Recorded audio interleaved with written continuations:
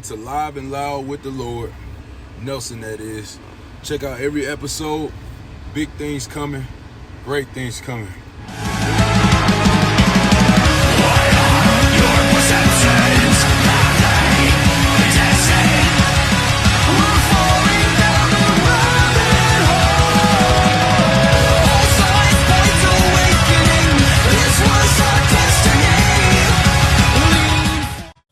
Ladies and gentlemen, brothers and sisters worldwide of Lord Nelson Nation, welcome to another adrenaline-charged episode of Live and Loud with the Lord. Nelson, that is, the big guy with the big show, powered by the CMS Network and 5 Royals ENT. Now, this time we're plunging into the melodic mayhem of a band that brings beauty and brutality together in perfect harmony. Hailing from the intense underground of modern metal, this band is making serious noise with their dynamic blend of crushing riffs, soaring melodies, and unapologetic emotion. Yeah. This isn't just metal. It's a tidal wave of sound and spirit crashing through the scene with purpose and power.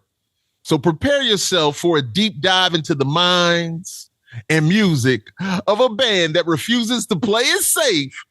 It's time to go live and loud and all in with the amazing Deadtide. Yeah, what's going on, gentlemen? That was awesome. How you doing, man? What's up? Doing well, doing well. Well, if you guys don't mind, please introduce yourselves for us. I'm Dan, I'm the drummer. Mike, vocalist. Phil, guitar. Kenny, guitar. Brandon, sense. Yeah, awesome. I like the way you guys just ran that through. You're used to this. Yeah, yes, we are. So my first question really is, where are you guys from? That's always my first question. New York and New Jersey, mostly New Jersey. I'm from Westchester, County of Westchester, New York. Mm-hmm. But I'd say, oh yeah, you're outnumbered now. Everybody's yeah. The rest of you are from Jersey. Jersey has taken the tide. It's Jersey. Yeah, it's the Sopranos effect, ladies and gentlemen. That's it.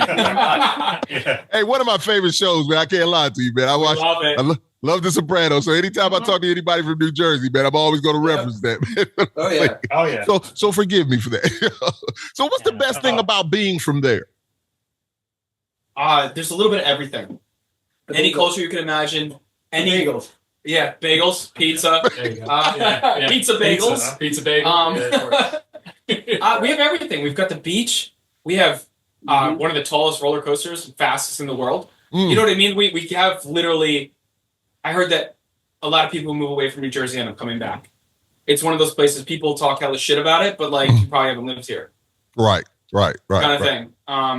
It's just a balance of everything. We've got all the seasons. There's so much to love. There's so much to do. Got you. Just a little bit of everything for everybody.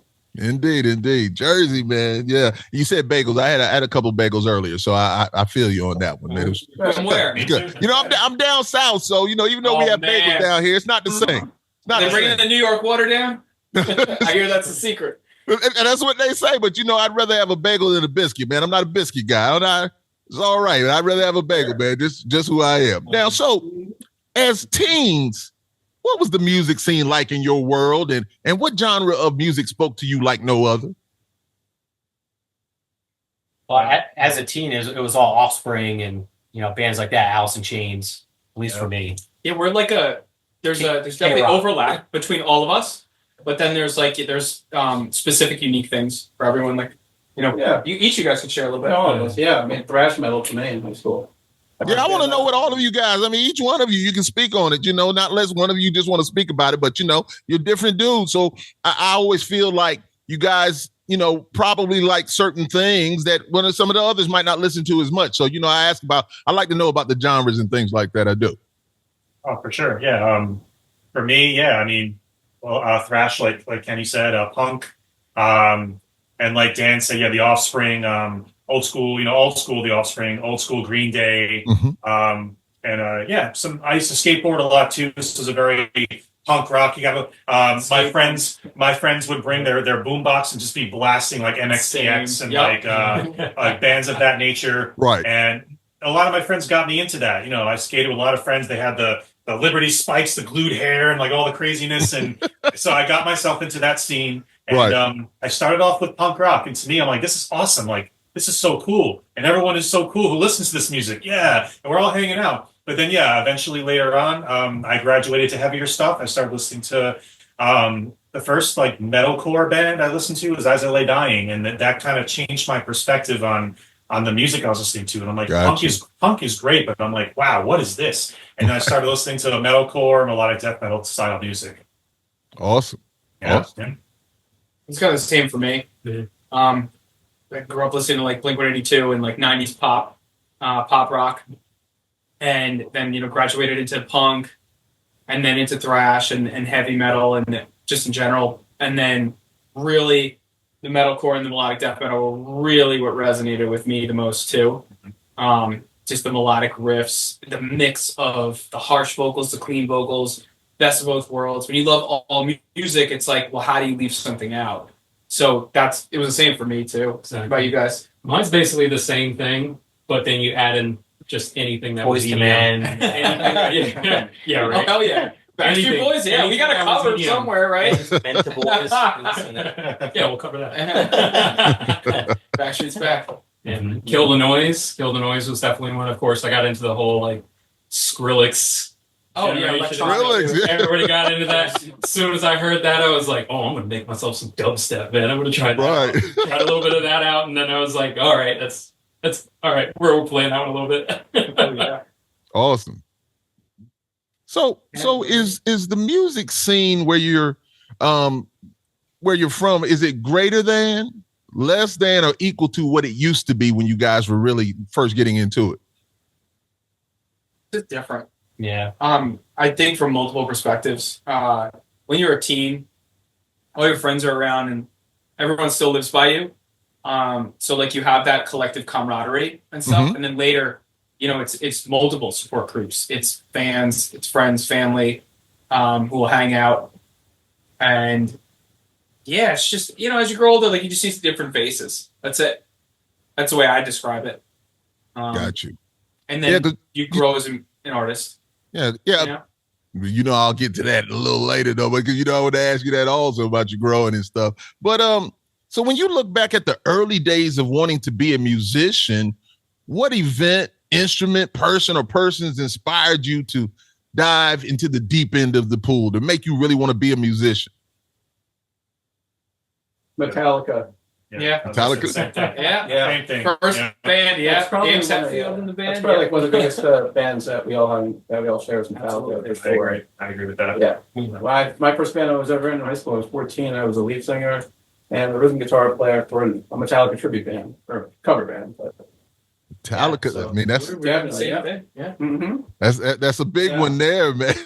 No doubt about it. Ultimate So- gateway so- drug. So for each of you, was there any specific thing that made you want to play, say, guitar or be a front man or bass or drums? Was there what event or person that you saw that made you just say like, hey, I want to do this right here?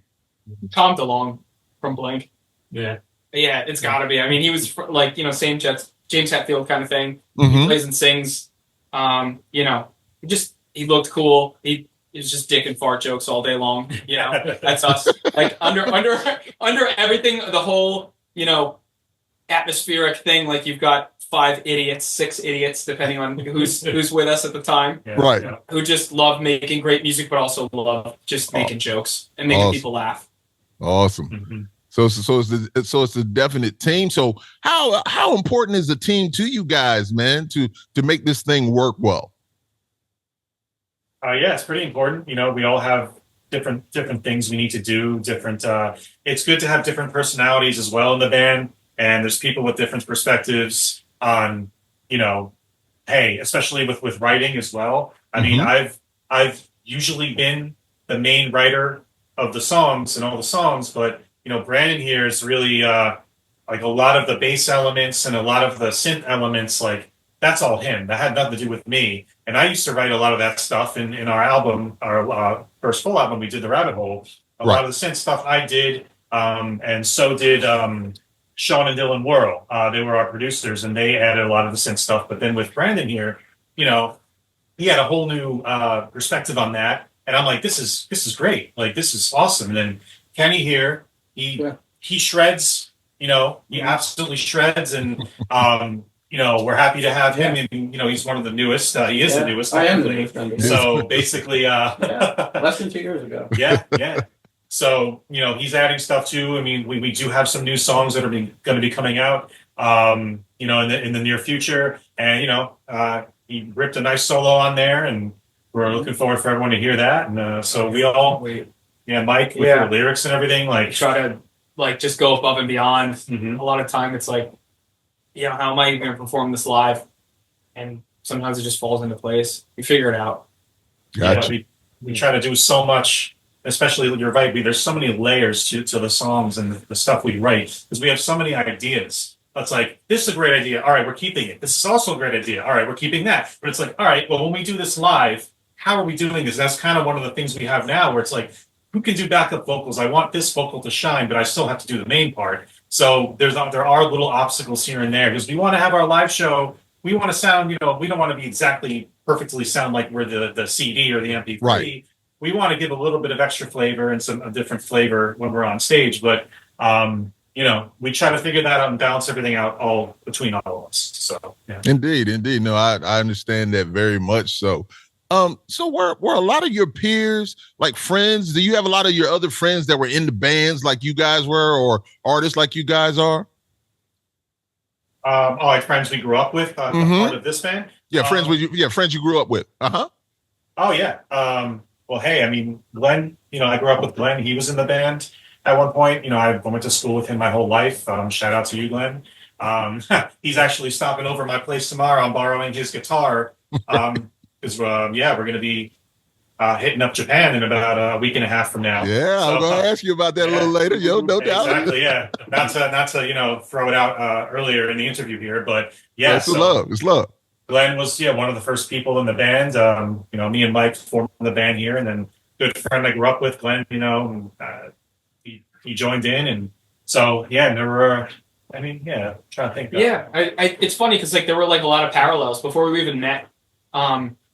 You heard a lot of us both into punk or whatever. Phil and I, I don't know about you guys, but we were both at Ozfest 2005, and then right after that we would end up meeting at college, and there were so many people that we would actually go in to meet who were at that show or other shows and stuff. And it's really cool because you didn't cross paths yet, but you're still destined to cross paths later. Right. So there were a lot of parallels in that. But yeah, our friends, we shared a lot of music.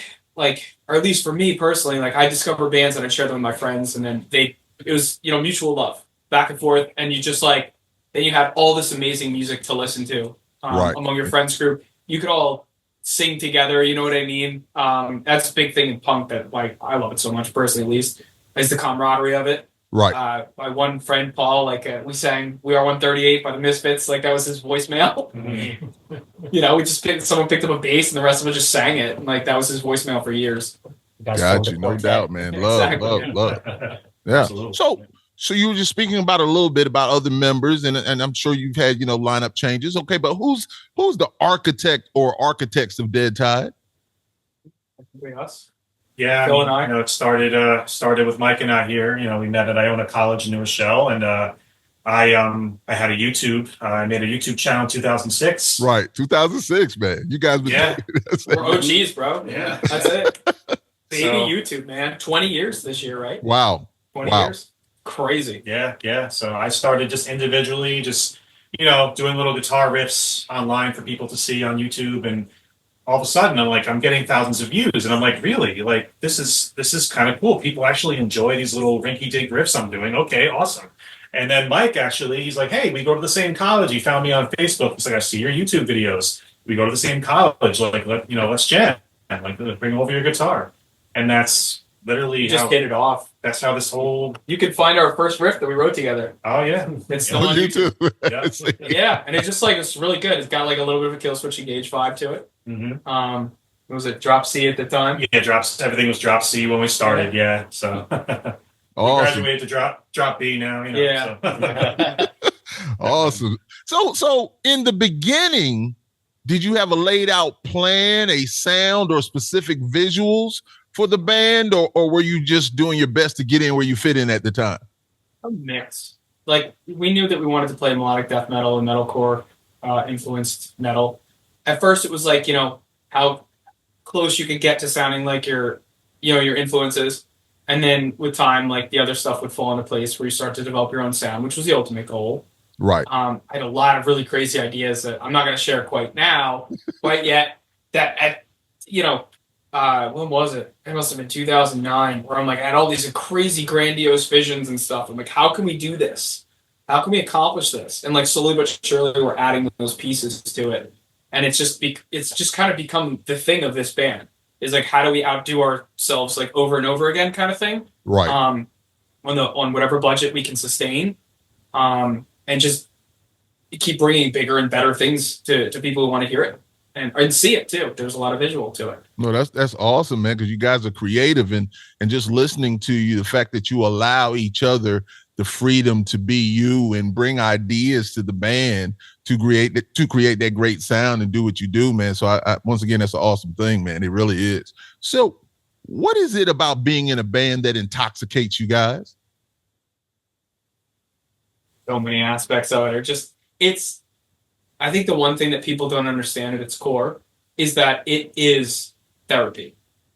Like, because people will be like, why did you do all this stuff or whatever? Like, well, why do you go to a therapist?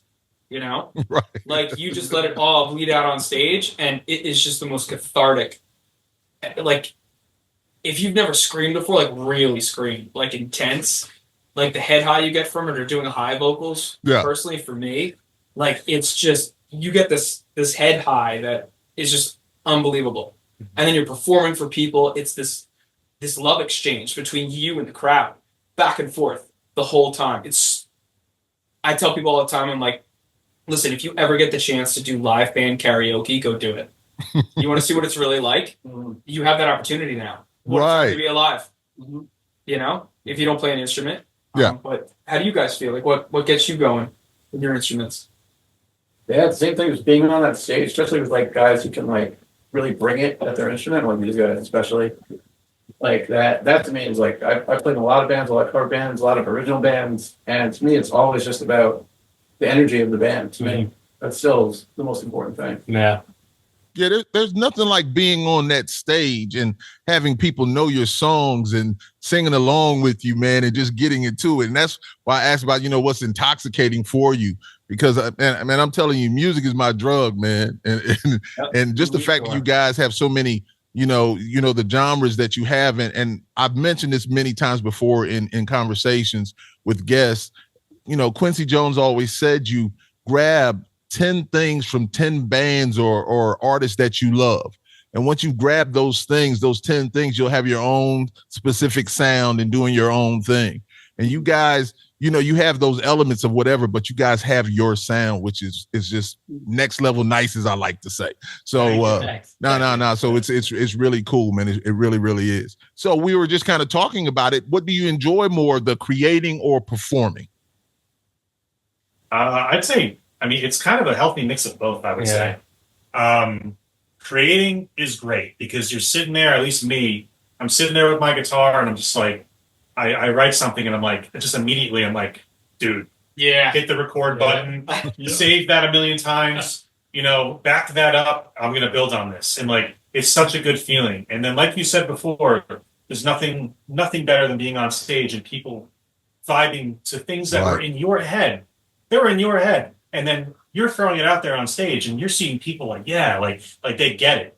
And like, there's nothing better than that where it's like, and I know I've said the word perspective a million times already tonight, but I'm going to say it again. When other people see your perspective on life or just your general views alone and just your creativity, and they agree with what you're doing, and you get them in, as they say, in the feels, you hit them in the feels with your music, whatever it may be. It doesn't even have to be metal. It could be any type of creativity in your life.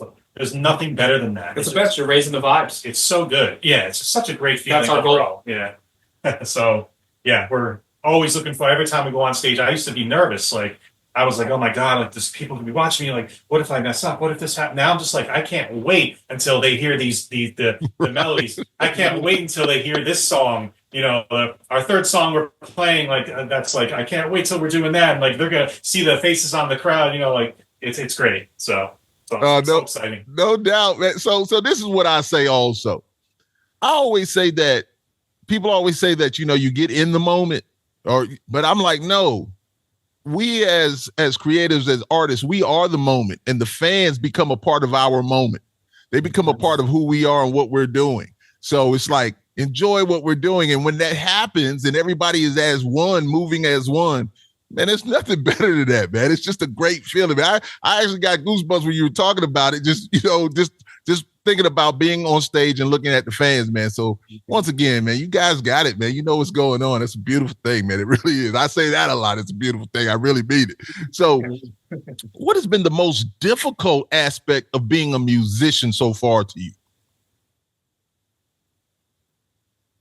I don't think people realize how much work it truly takes to put together what we do. And like that, we're just obviously a drop in the sea, in an ocean of extremely talented people. You know what I mean?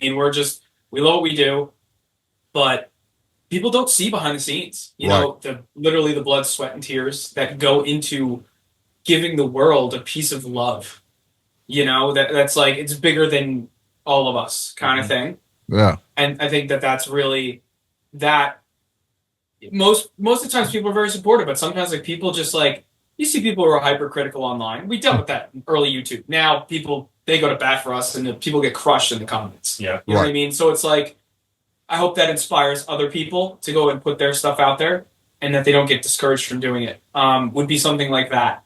And you know, it's obviously just reflections, you know, in a mirror at the end of the day. So once you learn that, it's just someone who maybe wants to be doing that, but isn't. They're not brave enough to take those steps to, you know, release their own art or whatever. But we want, you know, share that love and show people that you should be doing this. You know, share your love with the world. The world needs more love.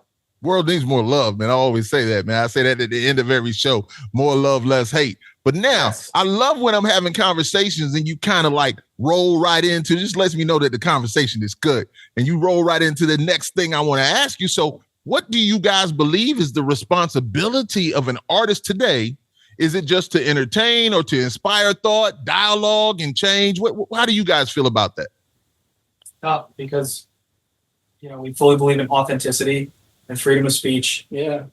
But at the same time, it's like, don't get on a soapbox and just spew your trauma to like people who are probably like easily influenced. Right. Because it may not be you may not be sharing what you might think just because you're upset or like whatever emotions. You may not be, you might be projecting onto, you know what I mean, kind of thing. That's where I kind of like, all right, dude, like, and I think that's where most people roll their eyes and are like, dude, we didn't come here to listen to politics or whatever. You know, we came here for love, like kind of thing. Right. But, you know, we're out here for humanity. There is no left, there is no right, there is no division. It's an illusion. That's the new song is all in the lyrics. Yep. So once you know that stuff, we're unstoppable. We can't be fucked with anymore. Love it indeed, man. This is good, man. I love these answers, man. I love this vibe, man. It's just a good thing to me, man. Deadtide, ladies and gentlemen. Yeah, these guys are super dope, man. Yo. Thank you, man. So what do you feel is lacking in your genre of music presently, if anything? Mutual support of other bands. Yeah. We have like, we're lucky we have like a lot of bands that we play with that we know that like we are supportive of each other. But like that's like one comment it says like there's a lot more competition in like technical metal bands than there is in a lot of other genres. There is in every genre, but I feel like if you can like go back to what Mike said, like if you're authentic, then that takes care of that. I feel like, but it's very true. Our scene is very supportive. We're very, very fortunate. Got you. It is a thing, yeah. Mm-hmm. At the end of the day, you know, and it's like, dude, let's just lift each other up, you know, Yeah. You build together. No, that makes sense though, man. You know, coming together and building together, man, and having that foundation. Well, the music's already there, but you know, helping each other succeed, man. You know, instead of like, as they say, the crab in the bucket type thing, pulling each other down. I mean, it never works out. We watched it. It never plays out well. So if you're thinking of doing that and you're listening to this, it doesn't work. You know, like we've been around for a minute, you know, as musicians in different bands and stuff. Right. You see a lot of different things unfold. And, you know, at the end of the day, like the best thing you could do is just be respectful of each other, lift each other up, you know? That's what we're here for. It's all we care about, you know? Awesome, we just want to spread love and hang out with the homies. At the end of the day, you know, like come party, like we dropped in our friend, he heard us practicing the other night, and he happened to be practicing the other night. Sean from Death Cactus, the boys from Death Cactus were there the other night. Sean, I love you. Yeah, we do. And he just drops in. You know what I mean? He opens the door and like big smiles. I knew I heard this music before. That's so familiar. We go over in there and we're like, you know, like when they're in the middle of it, when we finish our thing, there's stuff like that. Like, you know, like at the end of the day, like we're all here doing the same thing we're supposed to be building together, in my opinion. Yeah. Right. So yeah, I agree. Okay. Oh no, love. So Absolutely. How much do you feel, and you guys have probably been asked this kind of question many times, but I like to know, so how much do you feel you guys have changed or grown musically and mentally from your first recordings to the present album, The Rabbit Hole? What, 15 years now? Mm-hmm. Oh, leaps and bounds, like a lot. Lifetimes. Mm-hmm. Lifetimes. Yeah. I think it's safe to say, I mean, we've, he and I mean, we're, you know, he's one of my best friends, and I've known him for almost 20 years now. Yeah, 2006. So when the band took off, is like, you know, we kind of consider it like when he joined at the very end of 2015. Yeah, Christmas 2015. We kind of like really put like a band together, because these are guys, you know, we've all played in bands and stuff before, so it's like to kind of be we couldn't really put together what we were looking for up at school. And then when we finally got stuff going together, we at least wrote the music and stuff, came together. That was it. But I don't know where I was going with this. Yeah, no, just from where we started. So I'd say, you know, we didn't really have too much direction. We were just like, hey, we both have similar interests in this style of music. Mm-hmm. We both love these bands. Hey, let's jam and let's figure this out. So it was kind of like just a fun thing. We grew up together. Yeah. I mean, really, like, we grew up together. That's the best way to say it. So, like, when your band has been around for, like, a minute, you guys grow together. Or you grow apart, you know, like, unfortunately, sometimes that happens. But that's just part of life. It's okay. It's normal. It's all love. But, yeah, we've been through so many things together. There's relationships, different, like, you know, just walks of life, different jobs, just, you know what I mean? The support we've had for each other. And, you know, now, like, you know, I've known these guys for a while personally, you know, so as time goes on, like, we go through these things and support each other. So there's been a lot of growth. That's why I say lifetimes, man. I mean, like, different people. One of the things that you guys, what you've told me before, and I remember this when me and you were actually reconnecting. I've actually known him since 2013. We actually used to work together. And one of the things when we kind of reconnected was that he's like, everybody just kind of comes in and out in phases, you know, with each other's lives. So that was one of the things too, where like you were talking about frequency growing together and then growing apart, you know, it's all just, you're just going in and out, you know, but you're always still there. So, I mean, that's the ones, you're like soulmates throughout the journey. Like they come in and come out, or are always present, but it just depends on what you're going through at that moment in time in your life. Yeah. And you say, you know, it is a journey. It's a chapter in your story, you know, life lessons, the things that you learn from each other. And then, like, I have friends that I've known for 40 years, you know, and we're still cool and close, and we might not talk all the time, but when we do talk, it's like we just talked yesterday, you know? And so being able to respect each other's abilities and creativeness and thoughts and things like that. I know it's not easy. It's 5 of you guys, you know, sometimes it's like, hey man, he's getting on my nerves. I understand it, but you know, you still have ultimately you have the love for each other. And once again, that's what it's about. You guys are a band, you are together, you know? And so, you know, a great team. So man, I love it. I can see it. I can hear it. So that's what's up. So now we talked about earlier you mentioned it. So I hear you're heading to Japan to tour with Insomnium. So Yes. how excited are you for this opportunity, and what are your expectations of it? Can't wait. Yeah. Trying to leave the expectations kind of on the table and let it unfold as it may be, and just enjoy the ride. Enjoy the ride is the perfect words for it. Just How are you guys feeling? Yeah, I mean, it's gonna be on the other side of the world, literally. It's pretty. All right, We're listen. spread love from one corner to the other. Hey, I'm not gonna lie to you, man. I'm jealous, man. Come out. I want to go to Japan too, man.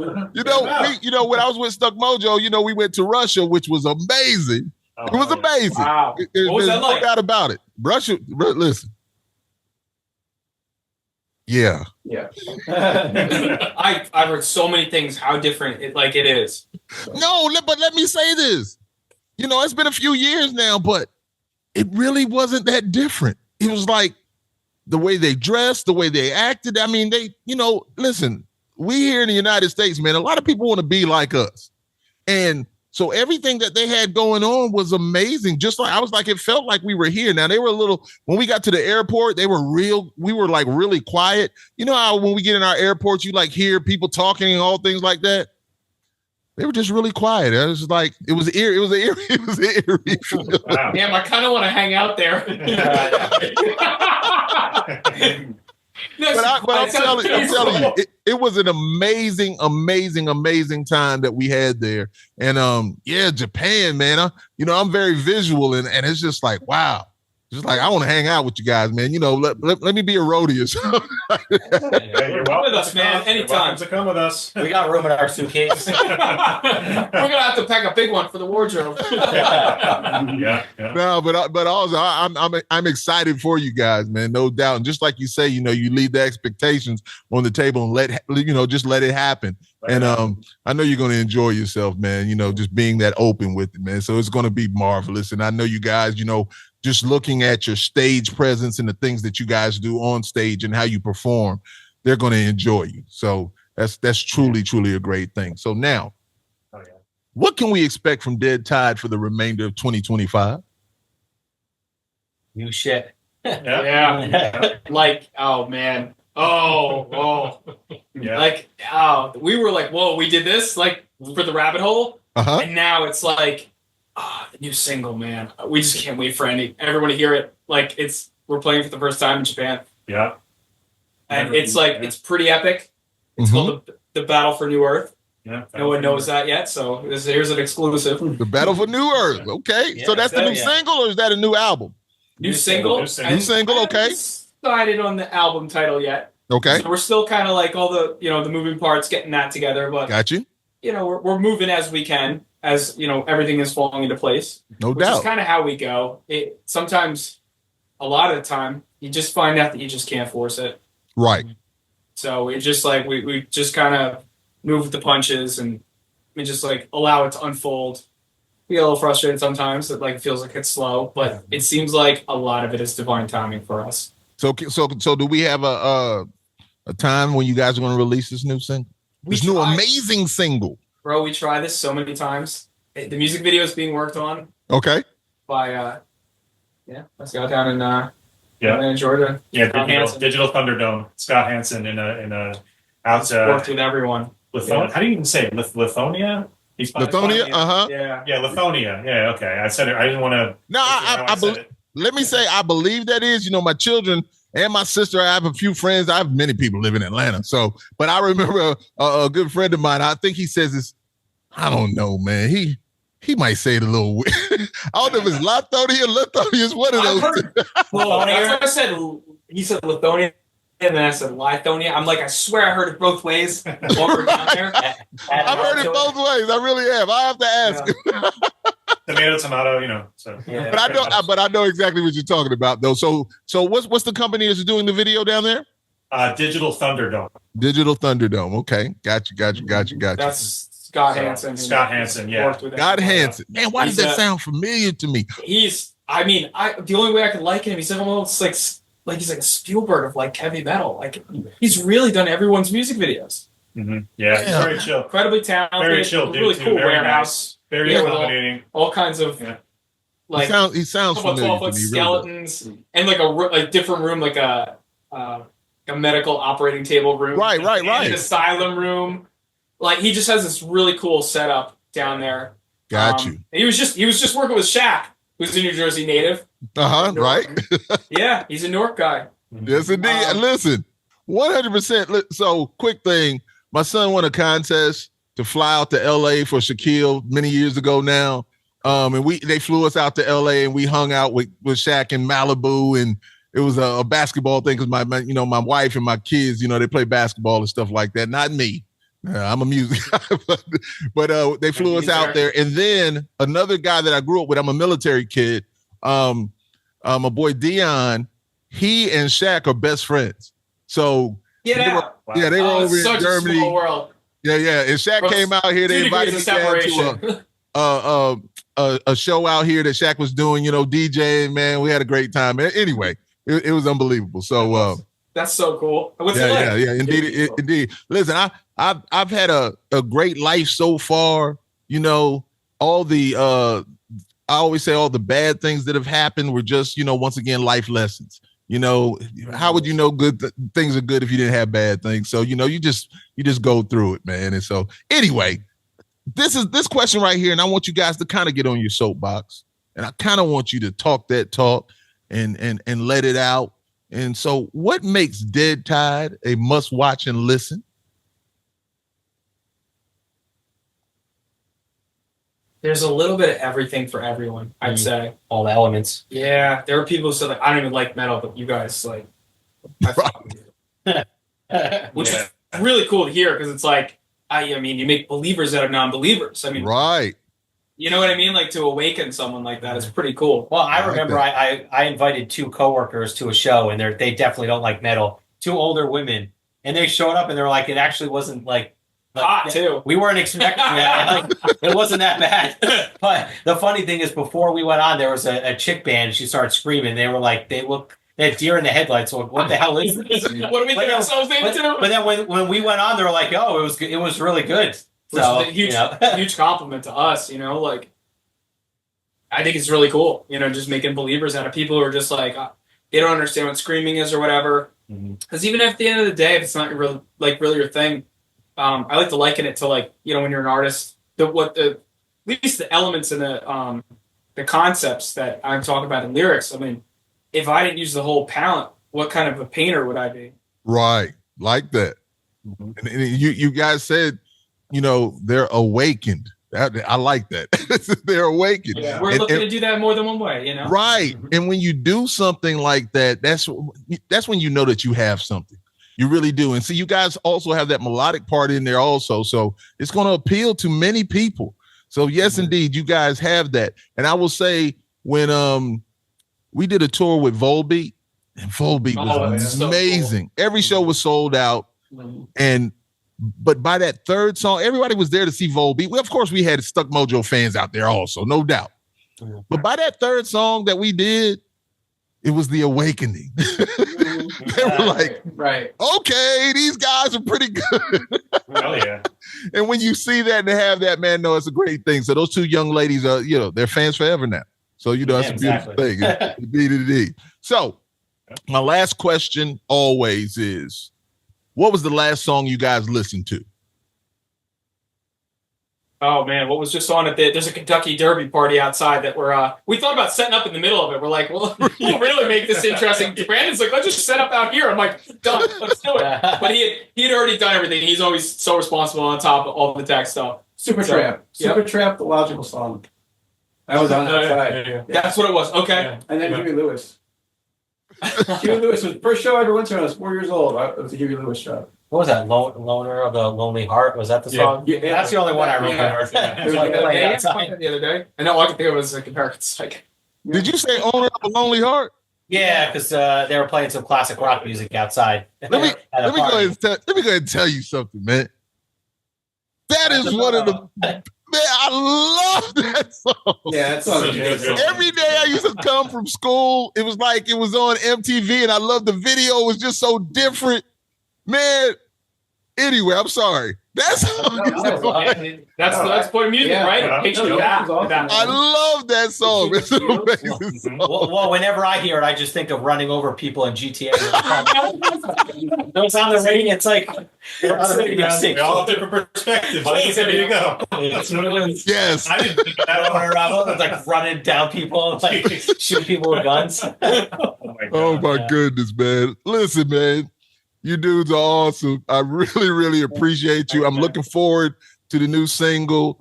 Listen, once you guys go overseas and you do your thing, man, please come back and let's just talk again and talk about what you're doing and catch up with it. You guys are welcome at any yeah. time. You're part of the family, of course, man. So listen, anytime you guys want to talk about anything, I don't care what it is, just let me know. Come back.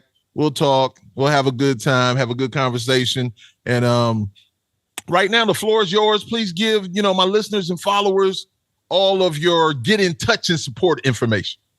Mostly at Deadtide. Mhm. And then Twitter or X, whatever you want to call it, is at Deadtide Metal. But we're pretty consistent across the board. Very easy to find. Just search Deadtide. Whenever you search Deadtide, it's one word. The name is just one word. Yeah.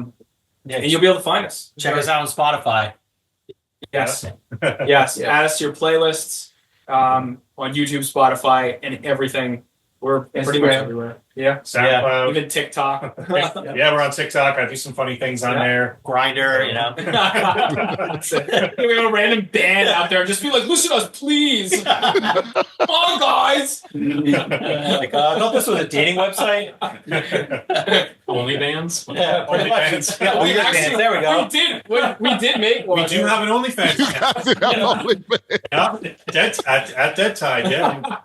I mean, obviously, we didn't post anything. We didn't do anything. We don't plan on it. But I'm just like, No what? feet. Well, you gotta Yeah. pay for it if you want to see it. Just for shit. Just for, as I say, just for shits and giggles. I'm like, let's see if we can make a Deadtide OnlyFans, and we did. Maybe we'll do some raunchy photos of Phil with his guitar. There you go. I mean, but will it be as raunchy as you guys got what X videos you guys did also, right? Maybe. That's fucking It's like the kids you might have floating around out there. You're just like, did anything wind up out there? Shit. Well, be careful with that shit, dude. Actually- I'll find you. Actually, my friend Greg hit me up one time, and he told me as guys usually do, he's like, hey man, like I was actually like he was watching porn one day, and he's like, I swear, and he's like, I'm not even joking. He heard our song. In some porn he was watching, they used, it was a commercial, like an advertisement before the porn he was gonna watch.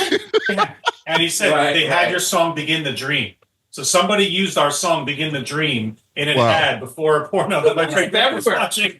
It's crazy. Somehow "Begin the Dream" is just like, I don't know, wet dreams, whatever. Yeah. I gotta think of it like in search terms, like an SEO guy. Like, what brought someone there besides his search history and stuff? right. But they wound up in a famous wrestler's edit. Yeah, Christian Karrion Kross. yeah, Karrion Kross. He's like a major WWE guy. He shared an edit with Yeah, our he stuff. shared- in there. Oh, It's really awesome.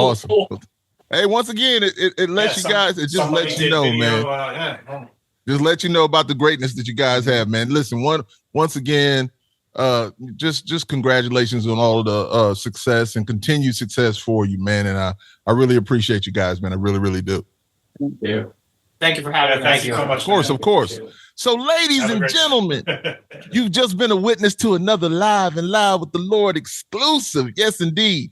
In association with the CMS Network and 5 Royals ENT.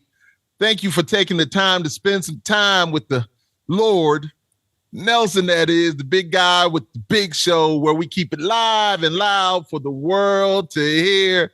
And until next time, stay passionate and positive and always support real music like the music of Deadtide, ladies and gentlemen. Yes, indeed. And more love, less hate.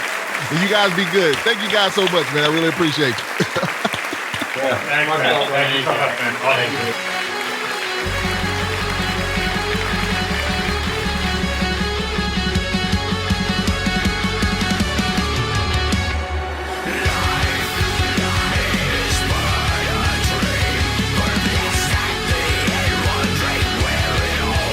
So much time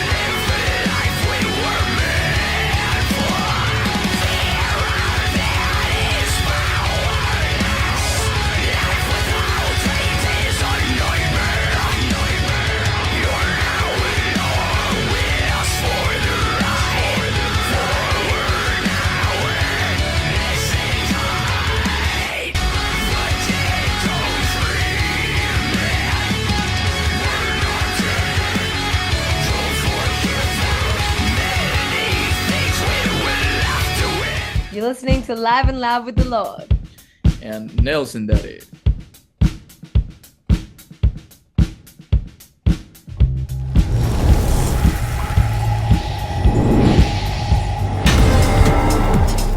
This is Live and Loud with the Lord.